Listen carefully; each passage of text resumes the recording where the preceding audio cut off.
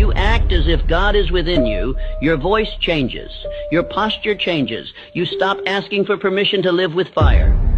And when you stop waiting, heaven stops waiting too. This is not a lesson. This is a summons.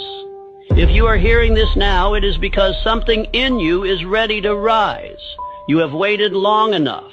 The silence you feel, the restlessness inside you, it is not confusion.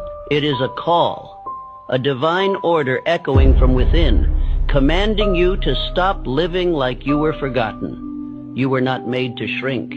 You were not placed here to drift.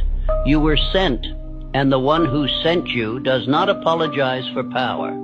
The man who listens with reverence, who studies this again and again until it becomes his new law, he will not just change.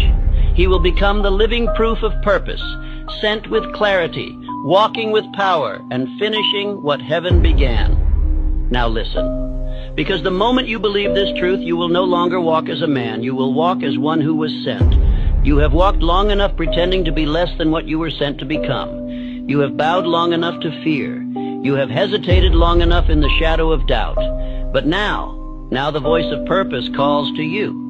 And if you will obey what is about to be spoken, not just hear it, but obey it, you will never again be the man you were before this hour. Because what I'm about to give you is not motivation. It is law, not advice, instruction. It is the truth of who you are beneath the story, beneath the excuses, beneath the hesitation that the world has taught you to wear. And here is that truth.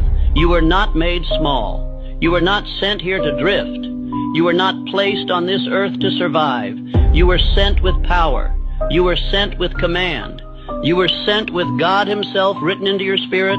And yet, most men live like intruders in their own life. They apologize for wanting more. They hide their fire.